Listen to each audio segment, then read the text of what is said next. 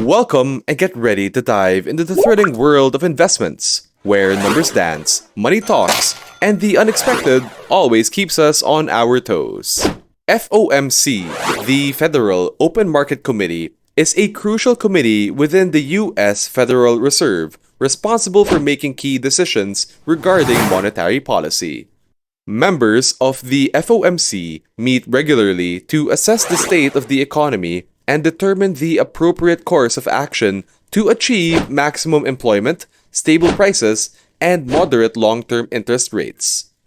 In their most recent July meeting, the FOMC decided to raise the short-term interest rates by another 25 BPS, making it the highest level for a decade.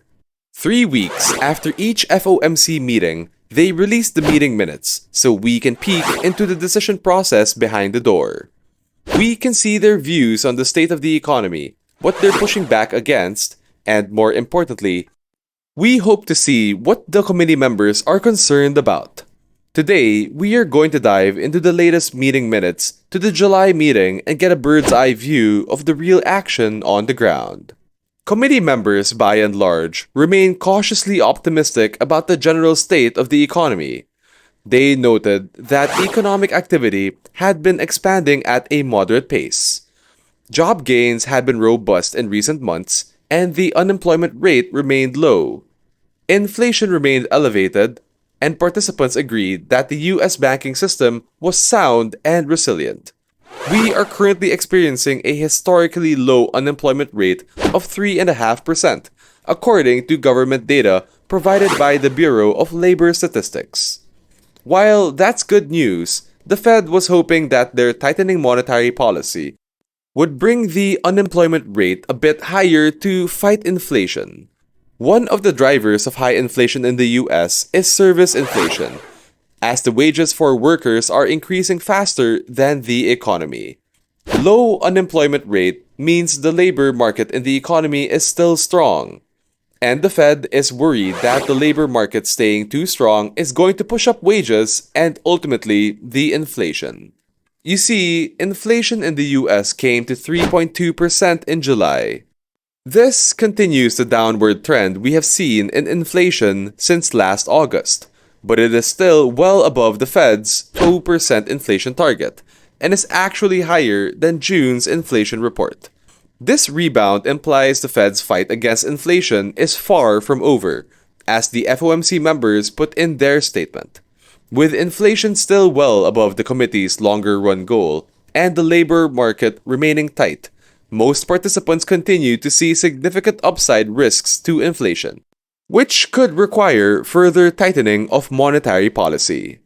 In discussing the policy outlook, participants continue to judge that it was critical that the stance of monetary policy be sufficiently restrictive to return inflation to the committee's 2% objective over time. This is more hawkish than many had anticipated. We have already had 550 basis points rate increase in the span of 15 months, and the market is expecting we are close to the end of this cycle. Yet to FOMC members who determine the monetary policies, the inflation can go higher from here and they would need to hike the interest rates more if the inflation trajectory does not meet their expectations. If the Federal Reserve chooses to deliver more interest rate hikes later this year, they will run the risk of over-tightening, which would bring more negative impact on the economy.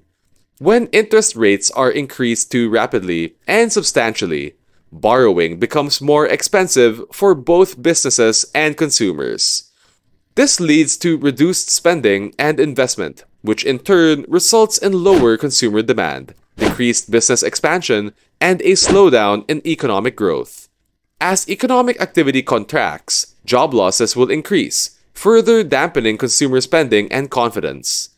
These combined effects can push the economy into a recession, which is characterized by a sustained period of economic decline, falling GDP, and rising unemployment.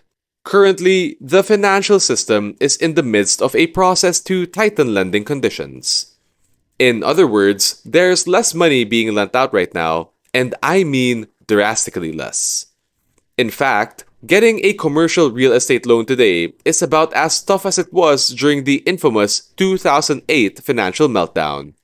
In the FOMC release, there are numerous references to SLOOS, the Senior Loan Officer Opinion Survey.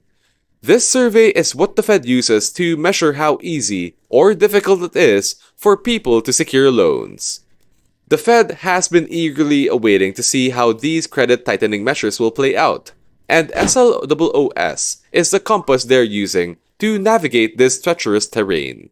According to their report, credit availability for businesses has been taking a hit lately.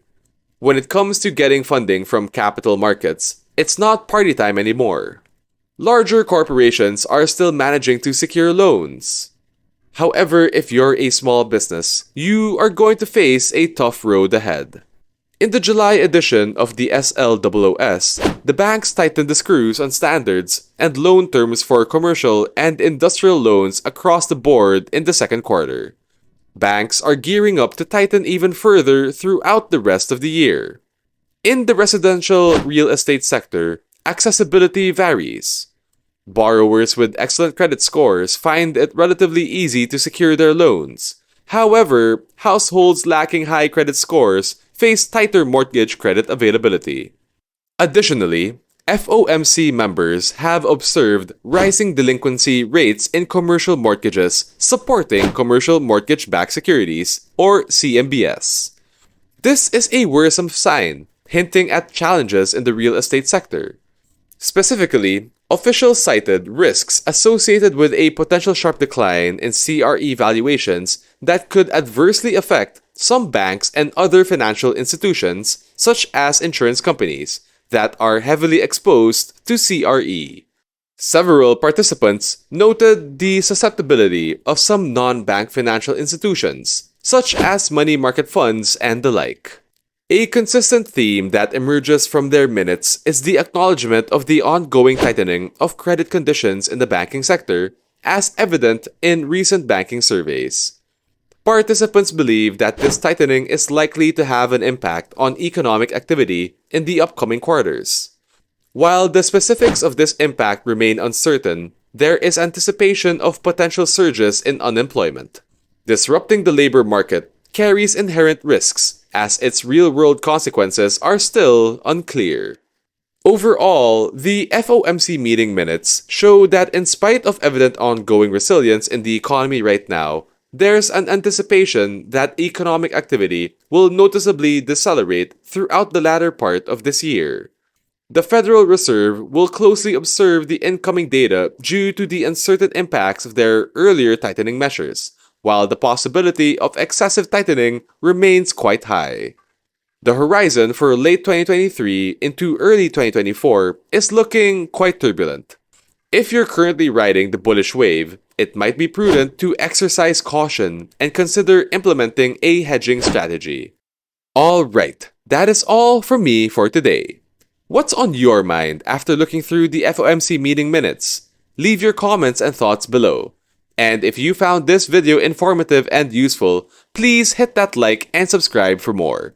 Thank you so much for tuning in. We'll see you guys in the next one.